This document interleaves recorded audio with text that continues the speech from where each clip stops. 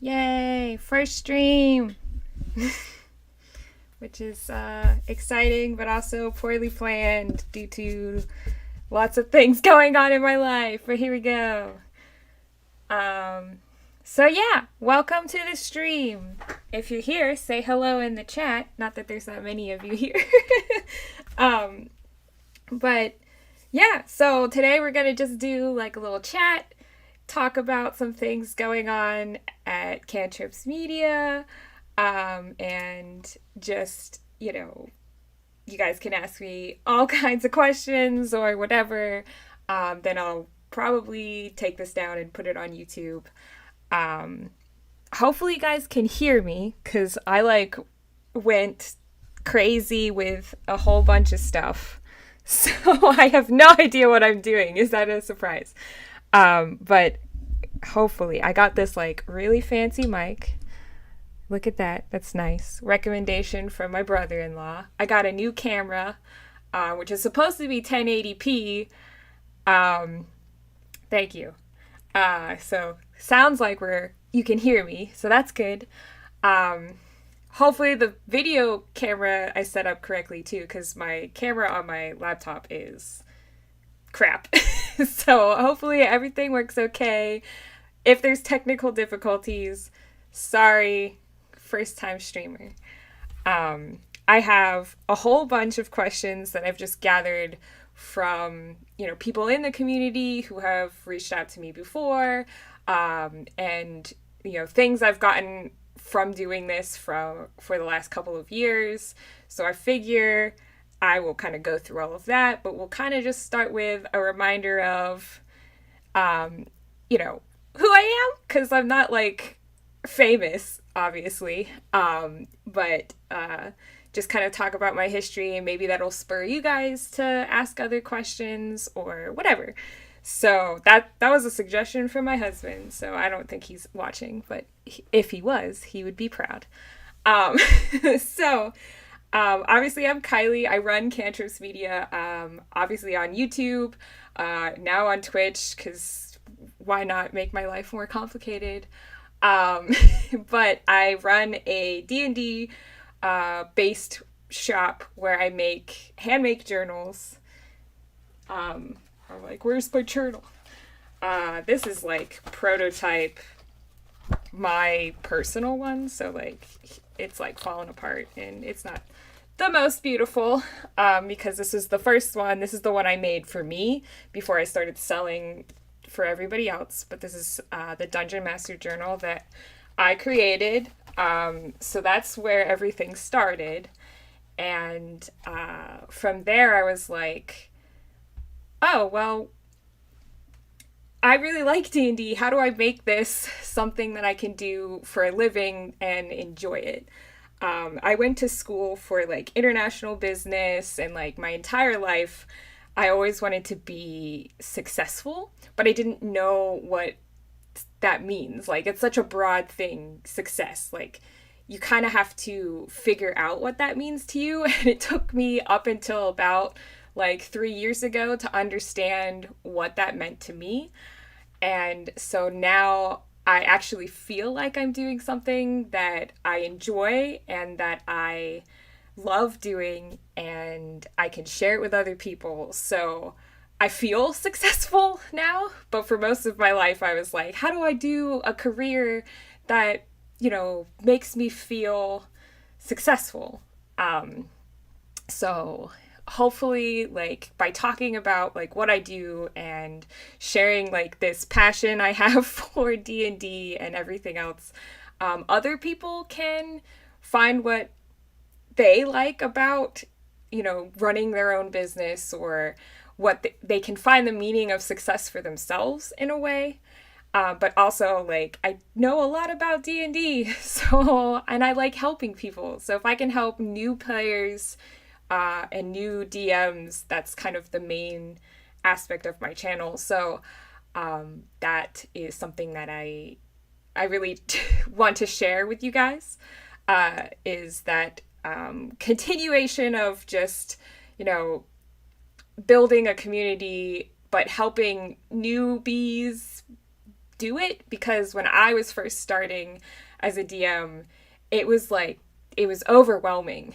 And there's so many tips out there, and there's so many people who, they aren't really like gatekeepers per se, but there are so many opinions about D&D, since it's such a long-running hobby, that when I was first getting into it, I was like, I don't even know where to start. And so that's why I created the YouTube channel on top of, you know, my journals. My journals help you stay organized as a DM or a player, but it all really boils down to the fact that I needed those resources and they weren't available. So my whole goal with all of this stuff is just to help you guys get better at D&D, get better at, you know, keeping your campaign organized and things like that.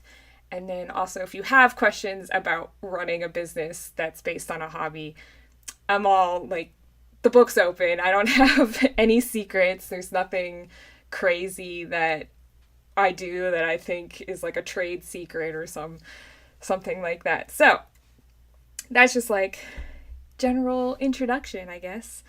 This is weird because like it's live, and you know, when I do things on YouTube, I can edit out like all the likes and the ums, which will be throughout this entire thing, so apologies in advance. But also I have a more strict script that I try to follow. In this one, we're kind of going off of, you know, what you guys want to talk about, as well as just like this list of questions that got thrown at me over the last couple weeks. So, yeah, so let's just like dive into some of these questions. It's kind of long. But one of the biggest questions I always get is, how do I start like DMing? How do I become a dungeon master and get into the world of D&D?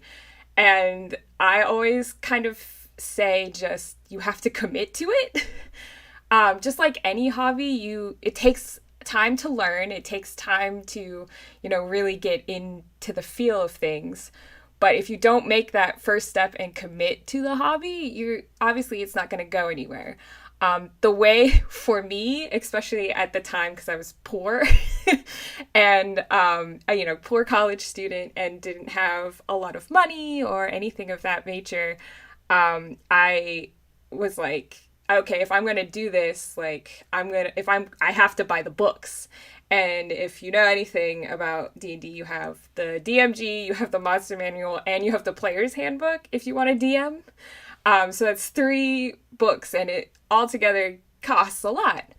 And then there's like dice and, you know, other paraphernalia. But if you start with that, or you start, they do have like the starter kits now, which is like $20 and kind of has a truncated version of all of that.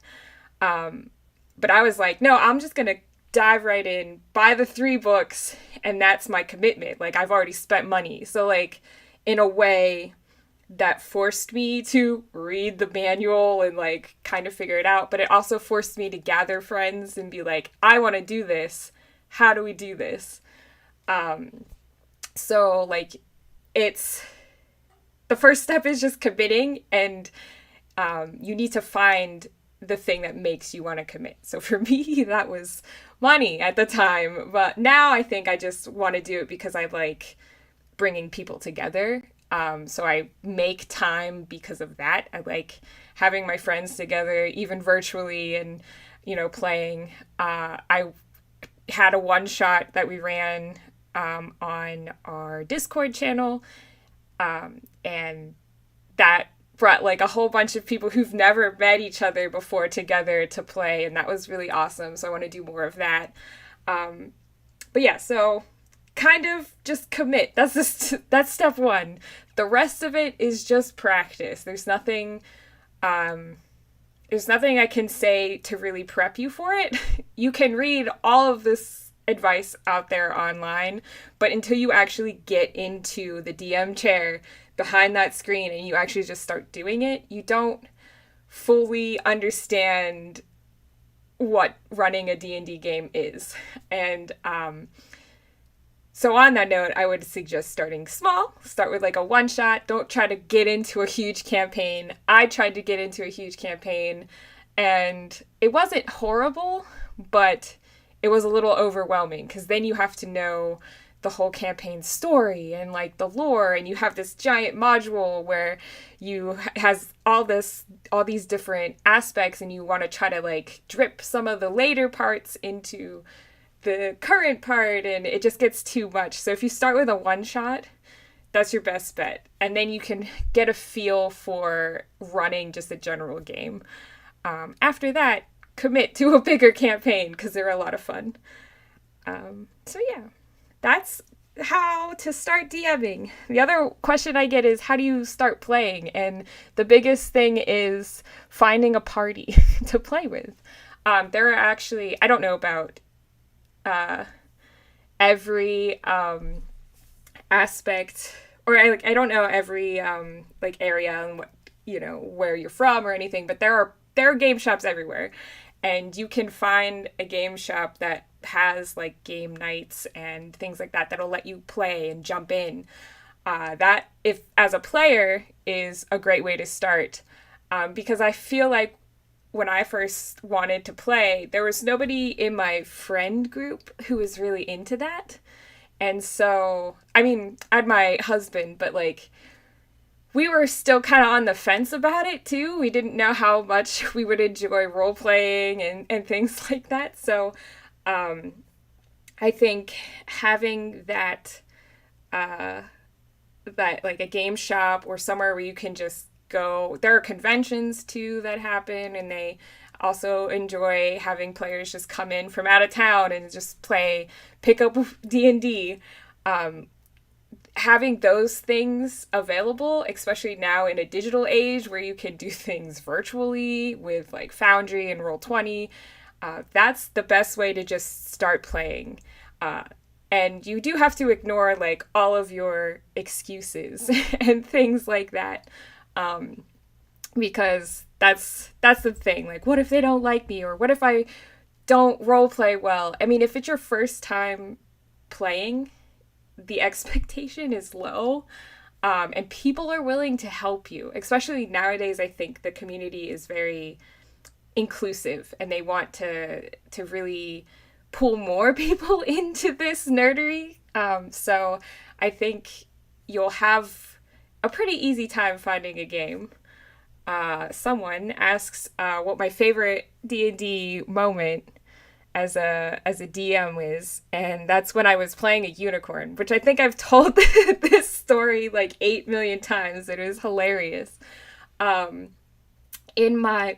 doing Horde of the Dragon Queen in my campaign that I run, and we had a paladin who kind of likes to hoard things. I don't know why, but he'll keep things forever in his inventory. And if anybody's played Horde of the Dragon Queen or not, I'm not gonna spoil anything, but there's a part towards the beginning where there's a cave and there are dragon eggs, and they destroyed the dragon eggs, but the paladin collected some dragon's blood from those eggs, and he kept it for maybe, I want to say, like in real time it was probably 6 or 7 months. In game time, obviously, it was like 2 weeks or something. But he kept it for a long time. And then I had thrown in a side adventure based on one of the backstories of my players. And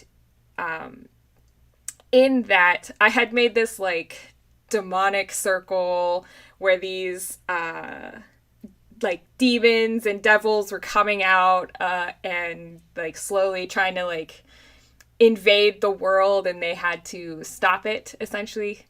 And the sigil was made out of blood. Well, it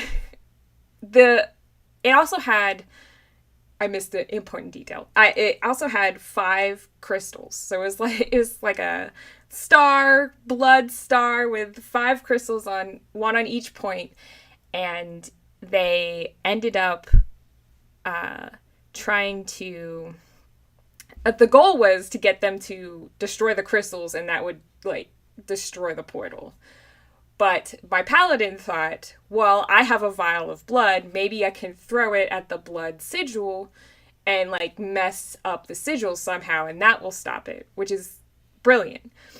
And I wanted to reward that, but that wasn't the goal, and it would have kind of messed some of the other things up. So I also knew that because once he collected the blood, I was like, well, what does a vial of dragon's blood do? And essentially, if you drink it, it causes a wild magic surge. And if you know anything about wild magic surges, it's like a table with 100 different outcomes, and you roll a d100 and you figure out like what happens. Very fun sorcerer to play, I might add. But so I already knew that was what would normally happen, but he wasn't drinking the potion, he was throwing it. But in my mind, I was like, well, this is a magic sigil, and that's magic blood. So he can't mess up the sigil because it's magical, but maybe it causes the same reaction. So it caused a wild magic surge. And I had him roll the D100, and it was crazy because the unicorn popped out. And so it summons a unicorn. But the unicorn doesn't do anything unless you tell it to do something. So luckily my paladin, as soon as this, magical creature pops out of nowhere, and they're all dying. I have to add this because I made the encounter a little hard, and I think there were 2 or 3 party members like unconscious. The paladin is like the only one, plus the bard, that's like standing, trying to like figure out what to do. And this was his last ditch effort to kind of save the party. And then a unicorn pops out and he goes, "Help us."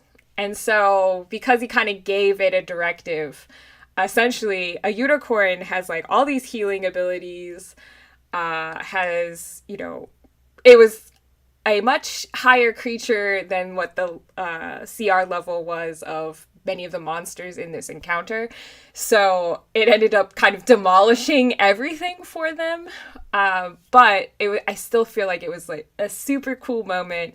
It was my favorite thing. I also have plans on bringing the unicorn back later on in the campaign.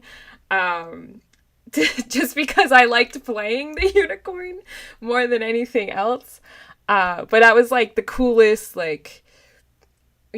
moment that you couldn't ever plan for. And I feel like that's something like DMs need to realize, like, you can't plan for every moment, but those moments that you don't plan for are the ones that are the best. So yeah. So thank you for that question. And we also have some other questions on this list. There's so many.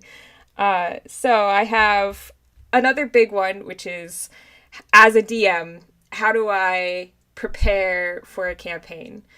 And obviously I have my journal here because I was like, it's easier to show this off, I guess, a little bit because, yes, I sell these, but I designed this for myself first, and then I tweaked it a little bit here and there, but for the most part, I use this journal, and that's why I created it. And I needed something to help me prepare for sessions.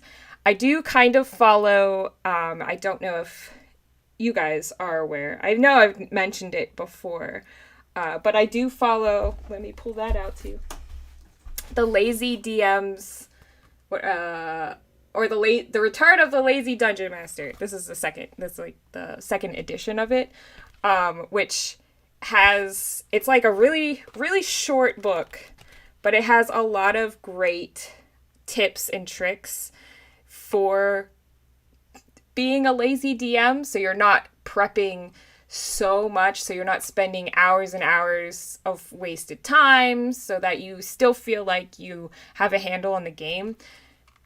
This book helped me a lot in the beginning, and then I based some of what I do, what I have in the Dungeon Master's Guide to Adventure campaign diary that I sell based on aspects of this that I learned from doing this method. So, just looking at at my crazy handwriting, but in particular, I try to, and this apparently this day I didn't do very well, but I have different sections in the notebook. Let's not put this between me and the mic. I have a section for like secrets and clues. I have a section for important NPCs. I have a section for encounters. And I have a section for treasure and loot. And then a section summary after the fact.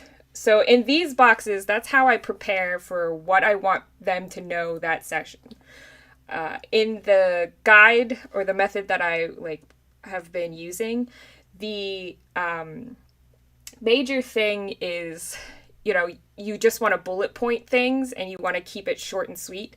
And so I do that here. I just write down, okay, they need to figure out this clue about the big bad. Or I'm going to have this NPC and they know these 3 things for sure. And they need to share those things with the players or whatever. And then this side is like all the notes I take during the session. I also use this little box over here to keep track of rolls. So if I feel like they might make a perception roll in a particular room, I write down what the DC is for that and then what they might figure out from said perception rolls. And then sometimes I have just this box is secrets I wanted to throw in, that kind of thing. So on average, it takes me a couple hours to prep. This also, though, I tend to prep for more than one session at a time.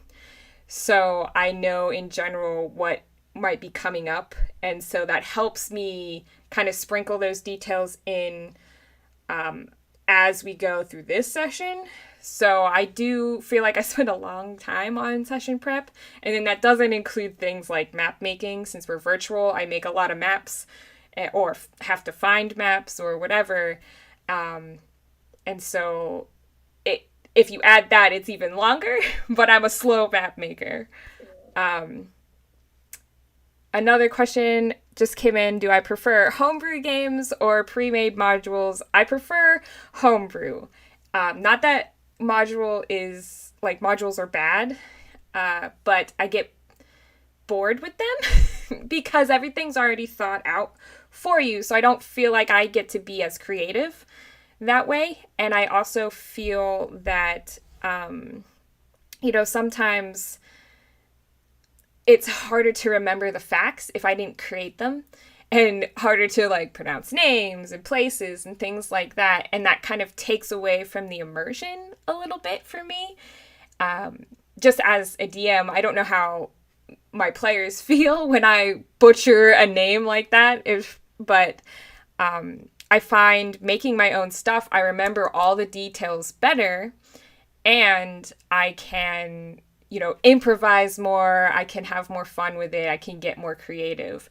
That said, when I make homebrew stuff, I have stolen from modules. We'll put that in quotes. It's not really stealing, but I take aspects of certain things and I tweak them. So for instance, in the Discord one-shot stuff that I did use someone else's location, but I also changed how it was used. And so I also changed naming on some things just because I want to be able to use that and say it correctly and remember those details. So yeah, I prefer homebrew, but modules are easier because you don't have to create everything from scratch. You don't have to think about all of those different aspects. You don't have to worry about whether or not your players will understand the clue you're hinting at and things like that. So, there's pros and cons to each of them, but I find homebrew more fun. Yeah.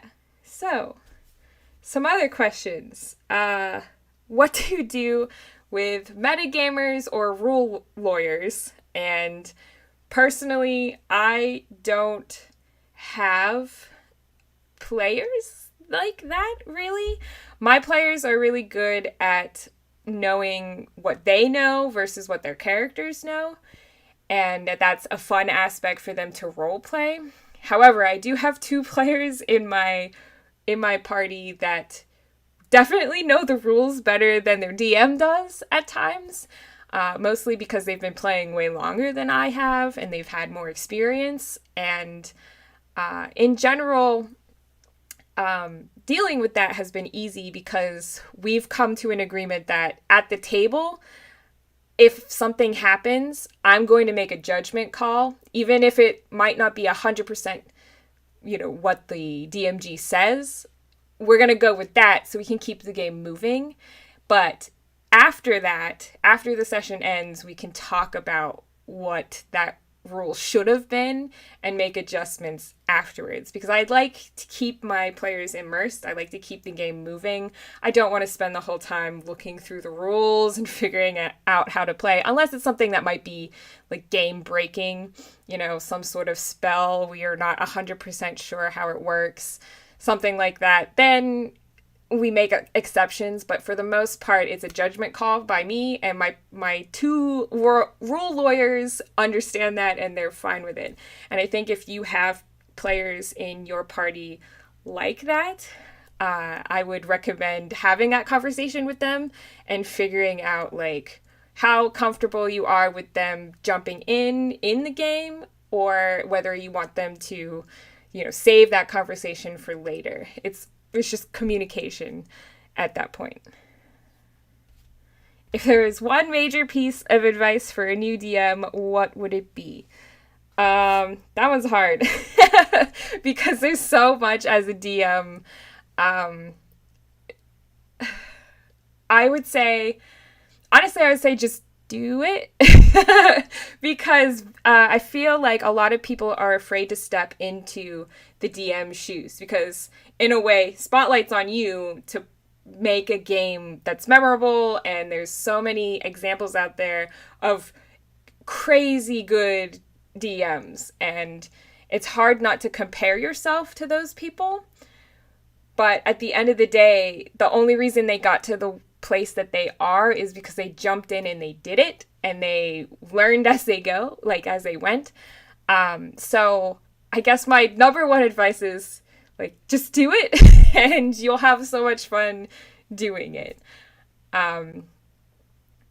Yeah. And I guess the second advice would be don't get hung up on the rules because there are a lot of them and you can make mistakes. We're all human and we all make mistakes, and people forget that, like, sometimes that there's just, it's, again, when you commit to being a DM, there are 3 books that you buy, and that's like 3 sets of rules there. Then if you buy a pre-made module, there's sometimes they have extra rules. Like I know Curse of Strahd, you have like a fortune telling type aspect or whatever, where you, like, depending on what rolls, that's like how the story goes. So you have a different story every time.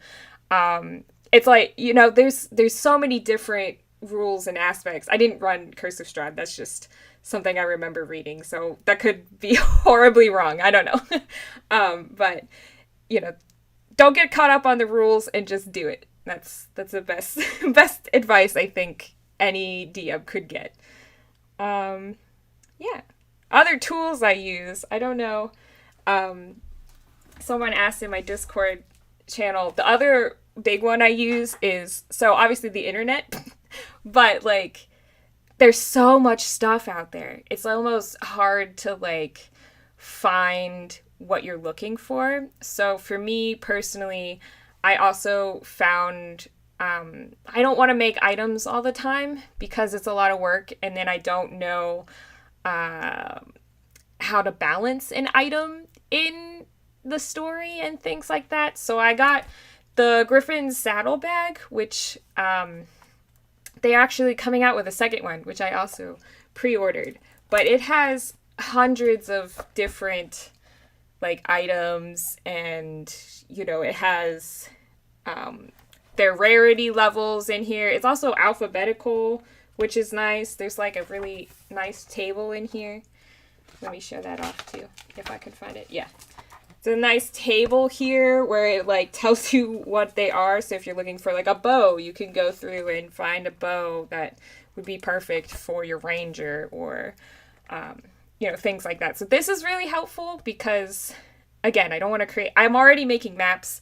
I'm already making, side adventures and one-shots.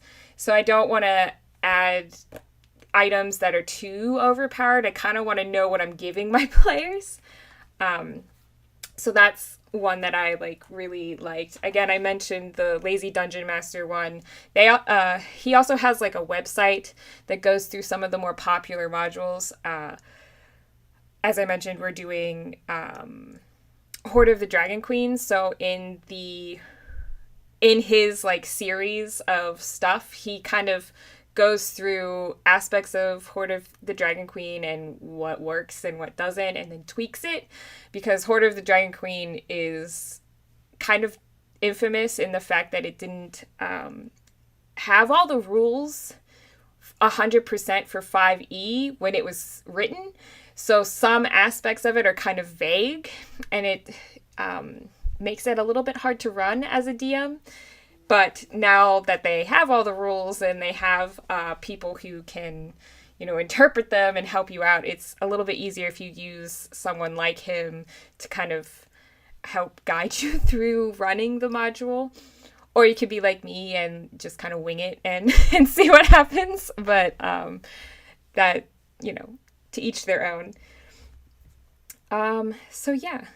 The other one I get a lot is, how do you avoid burnout? This is both for business stuff and for just as a DM. Because obviously I run my own business. I'm about to be a mother. I had volunteer aspects of my life that just wrapped up last week. And there are just, there's a lot of things going on when you run your own business and you're only one person. So running a campaign is a lot of work. And so luckily my players totally understand and they're willing to work with me.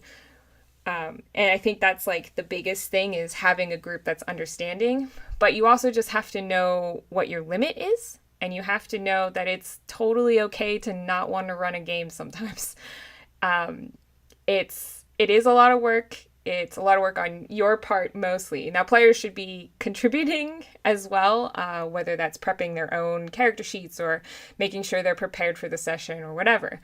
But as a DM, you take on the brunt of the work and the scheduling and the back and forth with players, and then just the judgment calls during the game and things like that. So just remember, it's 100% okay to take breaks. It's also 100% okay to be doing it for a while and then realize you don't like it, which is 100% fine. I find that hasn't happened to me yet. Even when I'm kind of burnt out after a month of not playing D&D, I'm like, I want to run a game again. I need to be behind the screen.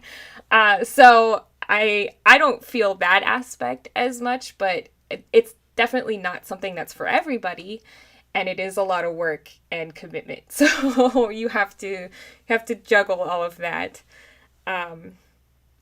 Which also kind of leads me into business stuff, which we can talk about a little bit, because I have some questions people have asked me about running a business based on a hobby, and I wanted to address some of those while we're here. So if you have any other D&D related questions, drop them in the chat so we can kind of wrap up this section. But then we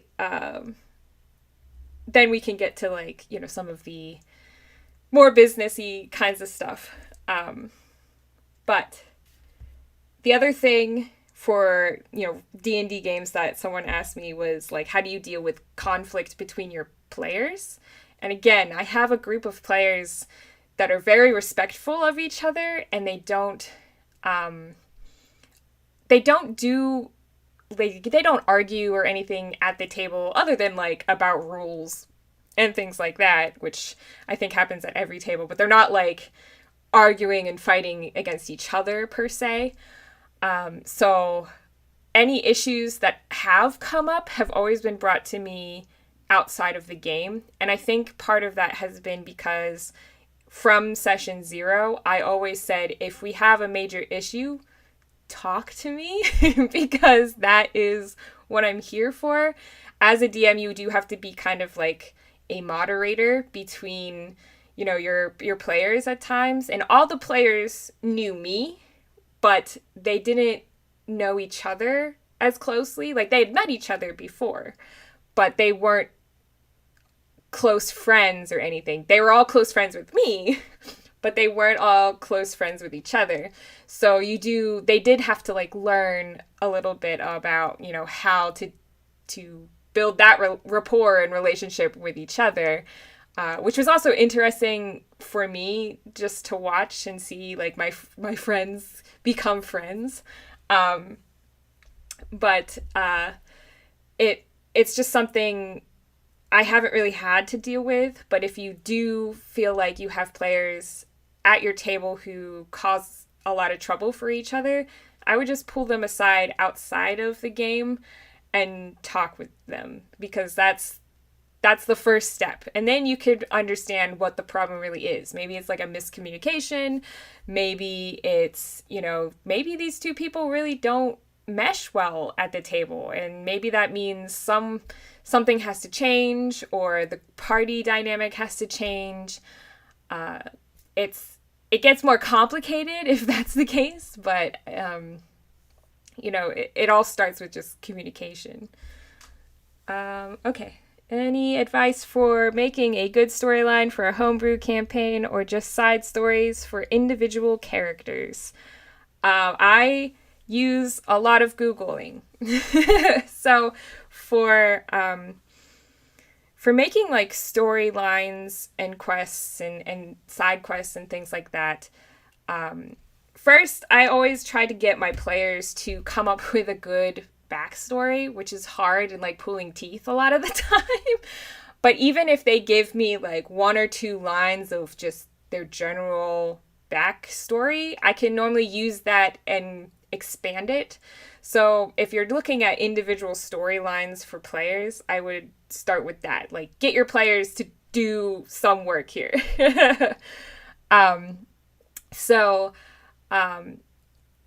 For like homebrew, like side adventures, I always just start with some sort of concept. And I have a YouTube video about like me designing a one-shot, but I tend to start with one aspect and I build off of that. So for some of those, it's the location. I had one shot where I was like, I want it to be kind of like a Lost City, jungle-y type thing. And I built off of that. You know, I picked monsters based on that. I kind of had some lost artifacts that they would find and things like that. You know, you kind of have to build off of one aspect, but you can steal that aspect from other players. Or other games or other storylines. Like, you could use modern world examples, like Harry Potter or like Star Wars or whatever, and you just find an aspect of that, just one tiny aspect, and you can build a whole story off of that. Most content nowadays is kind of plagiarized from other content anyway, so you're kind of just doing what story makers have done forever. So that's I guess my advice would be just, you know, find things that you like. So find story aspects that you like in other stories and kind of take inspiration from that. Let's see. If I want to look for someone, what questions do you suggest me to ask in order for me to prevent having someone not suitable for my group? This one's hard. Because if you're looking to do a full campaign, once you start, it's really hard to like maneuver a new player in. It's really hard to remove an old player. You still can do it, but it gets complicated, of course. My suggestion would be to run a one shot with these players first. Basic questions like are kind of dependent on your table. So if you think about session 0 and what you would bring to a session 0, which if you don't know what that is, I have a whole video on that as well.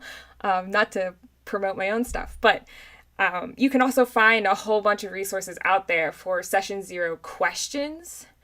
And using that, you can kind of vet players that way, because you as the DM kind of set the air at your table. You set the culture, you set the mindset. So set the mindset. Okay, but you know what I mean. You're the one building that atmosphere. So what you say kind of goes. So if you want an atmosphere that's more relaxed and, not so rule picky, you have to tell your players that. Or if you want something that's very strict, Adventure League type D&D game, that you only play Adventure League type one-shots or campaigns, like, you would also have to say that. So when looking for players, I would recommend figuring out what you want your game to be first. And then, like, what kind of atmosphere you want at your table. And then you'll come up with questions from that to figure out whether or not people will fit at your table. It's hard because, again, a lot of people are different, and if you already have some people who are at your table and you are trying to fit another player into that, you also need to kind of talk with the players you have. See what kind of, see if they are willing to help, a newbie, or if they don't really want to help someone who doesn't know D&D. Maybe finding a newbie isn't the best way. Maybe you need to find someone who's been playing for a while. So again, first step, figure out what your style is, what your D&D, like, DMing style is, what your rules should be at the table. Second step, talk to your players and ask them what they would expect from another player at their table. And then you'll come up with questions based on that kind of feedback. Do I use miniatures and terrain in my games? No, but that's not because I don't want to. It's an expensive hobby, and I already have expensive hobbies, and I don't need more expensive hobbies. But also, we play virtually right now. We've been playing virtually because of COVID in 2020, and have kind of kept that because it's easier for everybody, but also, like, COVID keeps coming back in one form or another. So we've kind of kept to a virtual environment. So my miniatures and my maps are all in Foundry, and I do like making maps and I like doing that stuff. And I know that I would love building terrain. There's this one channel, I can't remember the name of it right now, but they make terrain out of, like, old stuff. So, like, old boxes, toilet paper rolls, things like that. And I find it fascinating, and it is a cheaper way of doing, the miniature and terrain thing. So I've been, like, itching to try my hand at it. But again, like, time is limited too. So I, as a business owner, have way too much going on to, like, do that on top of everything else. But it is something that I wish I had time for, and I also really want to paint miniatures. I have some for another game. He's not into terrain, but he does have miniatures, and he has, like, a map that he, like, draws on with dry erase and things like that. So I do have miniatures, but I'm so scared of painting them and making them look bad that they've been just naked this entire time. So maybe one day I'll have the courage and the time to, like, put into that hobby. But right now, it's a little rough. Okay, so just on to some of, like, the business questions. We're, like, getting down to the last 15 minutes of the stream anyway. But these are just things I know people have asked me, and I want to like address them so that I can be like, you can see that answer here. So a lot of people ask me how I even started a business like this and how they could start a business like this. And the biggest thing you need to do is find your own niche.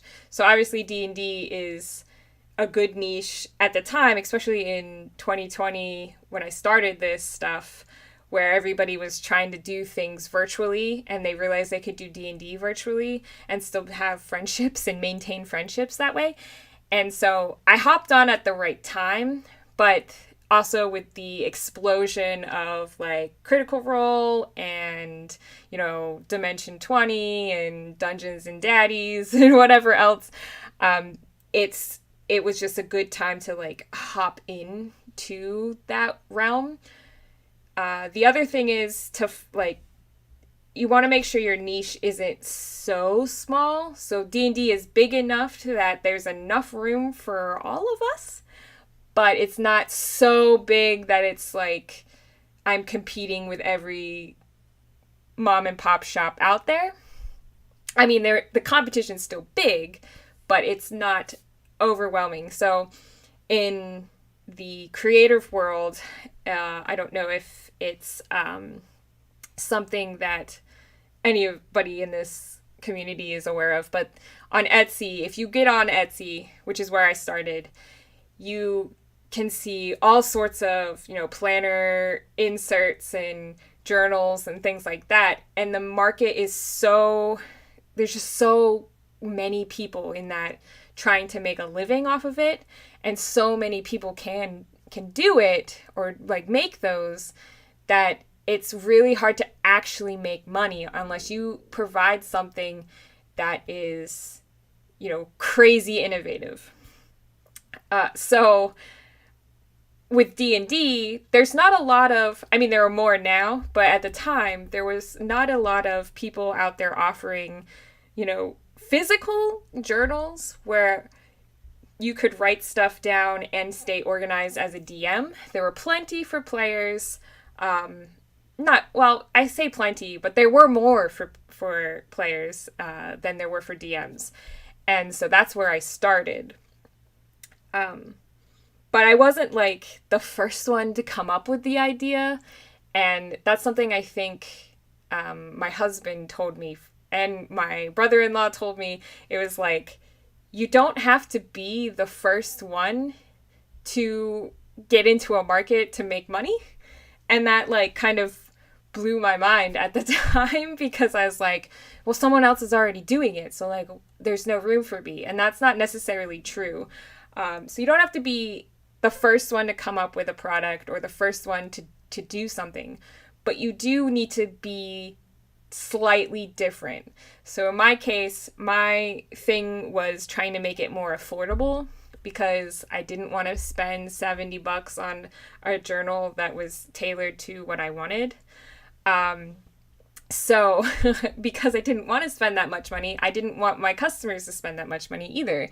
So I don't offer as much customization because, again, customization would make it more expensive. So that was how I brought something different to the niche.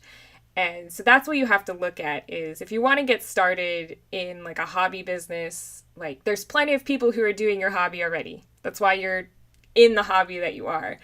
If you want to sell stuff, you need to figure out how you offer something different to the market. Even if it's slightly or similar to like something else on the market, you still need it to be a little bit different so that people want to buy your stuff instead of their stuff or your stuff on top of their stuff, if that makes sense. What is my favorite part of the business? My favorite part is designing it. I like designing all the pages. I like creating graphics. I like making stickers. My least favorite part, if you're wondering, the accounting. That's horrible and I hate it and I hired an accountant and that's the end of that story. Some other questions also, because like I'm in the basement right now. How how do I juggle like working from home on top of, running my own business? Because I think, we're in that age now where everybody can work from home, or a lot of people can work from home, and we had to for a while. And people are like, I don't know how you do it. Like, I don't know how you juggle that and not get distracted with things in your house. I don't, because I go to work. The basement is work. There's nothing down here that is not work. At least on this side of that curtain, this like, on the other side of that curtain is a mess, and it's, house stuff. But everything on this side is work. And so I recommend like setting up a space where you only think about work and you do nothing else, because otherwise it can get hard, because you'll get distracted by, oh no, like I have dishes in the sink, or oh, I have to mow the lawn today, or whatever. You get distracted with all those things that are happening around your house. Same with my husband. My husband also works from home, but he has his own room upstairs, an office space where he works, and he set it up to make it perfect for him. So that, and at 5:00, we both, come out of our spaces and go to, house chores or things like that. So another aspect I would say that helps me while working from home is I have a schedule. I also get dressed. And that sounds stupid, but I know that like a lot of people, especially in 2020, were like, oh yeah, I get to wear pajamas at the computer. Ooh. Someone's at the front yard doorbell. I don't do that. So I get dressed for the day, because otherwise I would not be able to feel comfortable enough to like get in front of a camera. You don't want to see me in my PJs on camera. But like, it also just helps me get in the mindset of, okay, I'm ready for work. Let's go. Just like you would if you were leaving to go to a position. You wouldn't go to work in your pajamas. Unless it was like, PJ day or something. I don't know. So that's the other thing. And then someone on Instagram asked me about how to develop a marketing strategy, which honestly I could talk about for hours, because that is what I did for a long time. And that's also what I was doing while I was away for the last 2 months, was I was developing a marketing campaign for my volunteer obligation. I worked for a convention called Techo, which is an anime convention. So uber nerd over here. And I helped them raise $101,000 for their fundraiser. And I had literally a month to do it. Our goal was 100,000. So I did surpass that, and they like gave me an award, and it was super sweet. But regardless, like that's what I was doing. I was marketing that campaign for them. And I have worked with, I don't think I can say, but I worked for some national brands and things too. So that helped me. But I hated it, because I hated not being my own boss and being able to like, well, I didn't know hated not being my own boss. I just knew I hated waiting for my boss's approval all the time and not having the authority or the trust to be able to do my job well.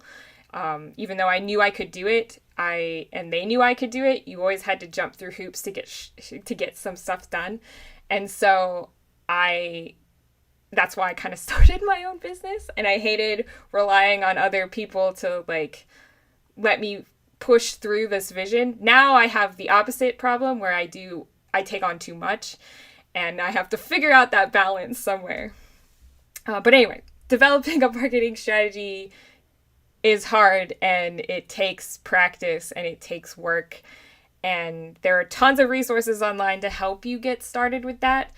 But in general, it comes down to figuring out what your voice is, and what you like, how you want to portray yourself and things of that nature in a business sense.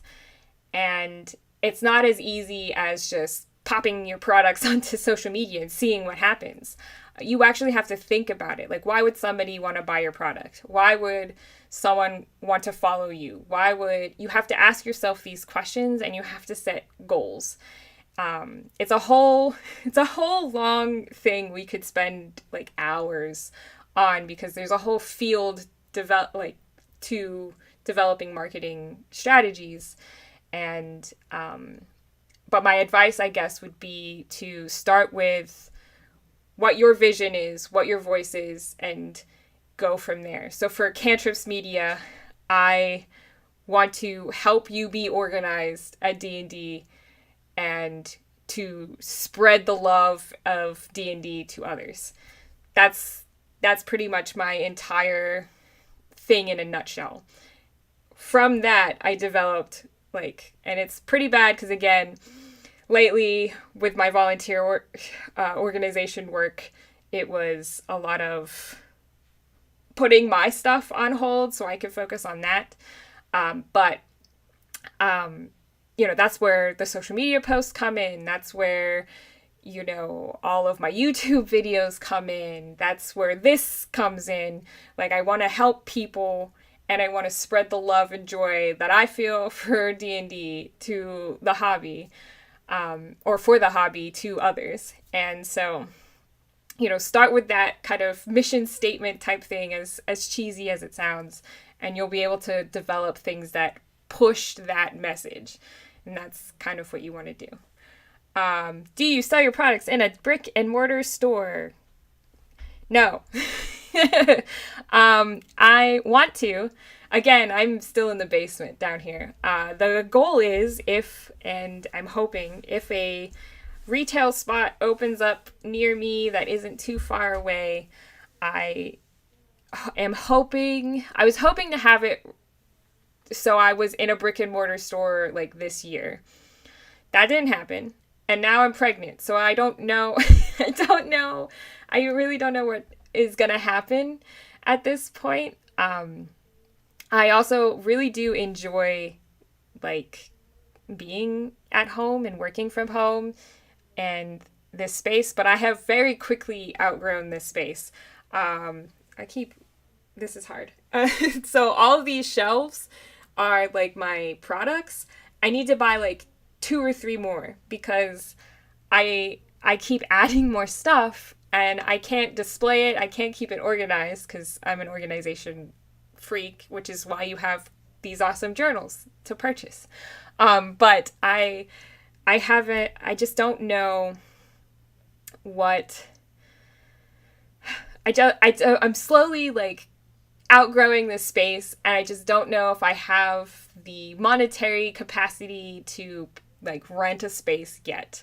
And I haven't had time to think about it. But hopefully one day, not just one store. I would love to have stores everywhere, but because again, I'm hand making products right now, I have not found anybody. So let me see if I have some here. So I get my stuff printed now, which is good. So this is what they print for me, and it's nice paper, and this is the Fighters one, and it's nice. It's all cut out for me, all perfectly, you can't tell, but it's perfectly aligned and no longer manual cutting, but they don't have holes in it. So I have to punch them with the disc bound system, which here's this little mushroom shape. There's little mushrooms all over my house because of this, by the way. But I have to punch them manually because I haven't found a manufacturer who will do that for me, or a printing company that will do that for me. I did have my printing company try. The representative that I work with at the local printing company, he searched for it and tried to figure out how to do that for me.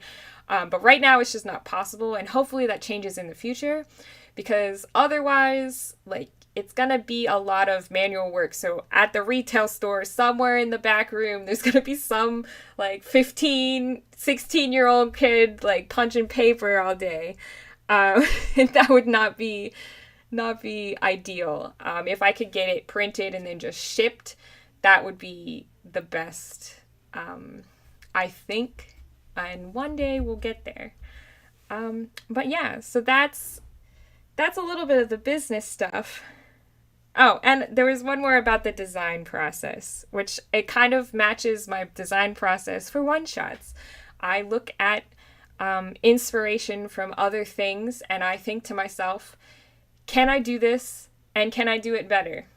And if the answer to both of those questions is yes, then I design something like that. If the answer is no to either of those, then it doesn't happen. So, for instance, this idea has been churning in my head for months now, but I haven't done anything because, again, so much time for that that commitment I had before. But it's a journal for inventory tracking, and I'm not going to say anything else because I don't want you to steal my ideas. No, but I want it to be a surprise because it's going to be nice. It's going to be compact. I've already thought about what it should look like. But I saw somebody else do something similar and it wasn't very good. And I was like, I have the tools to make that better. I have the tools to make a better design and make it look good and be functional. Well, I should totally do it. So that's kind of where, for products, that's where the ideas start churning. When it comes to like stickers and stuff, a lot of times I look at Pinterest or other like Google search images, and I try to combine stuff that I see already out there and kind of put my own spin on it. So I really like the Art Deco style, if you couldn't tell from this like border and stuff and my journals. So I liked that, but I was like, how do I make that nerdy?